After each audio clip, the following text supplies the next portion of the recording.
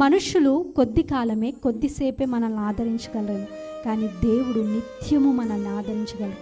చాలాసార్లు ఒంటరి స్థితి గుండా మనం అందరం వెళ్ళాల్సి ఉంటుంది. ఒక ఒంటరి ప్రయాణము కొన్ని సందర్భాల్లో చేయాల్సి వస్తుంది. నాకెవరూ లేరు అనే ప్రయాణం గుండా వెళ్ళాల్సి వచ్చింది.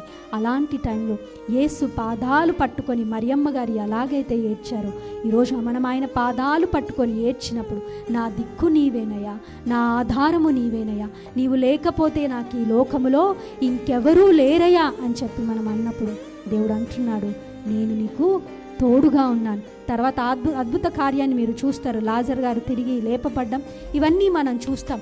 మన జీవితాల్లో అద్భుతాలు జరగాలన్నా, మన జీవితంలో దేవుని కార్యము స్థిరంగా నడవాలన్నా మనకు ఖచ్చితంగా యేసు పాదాలే పట్టుకోవాలి. మనుషులను కాదు, ఈ లోకంలో ఉన్న బంధువులు, స్నేహితులు, నాకు డబ్బు ఉందండి, హోదా ఉందండి, పేరుంది, ఇవన్నీ ఉన్నాయంటే ఇవి అన్నీ కూడా ఏదో ఒక రోజు పనికి రాకుండా పోతాయి. కానీ దేవుడు మాత్రం, యేసు ప్రభువారు జీవము గల మాటలు, ఆయన పాదాలు పట్టుకున్నప్పుడు ఆయన మనల్ని ఆదరించే దేవుడు అనే మాటను మనం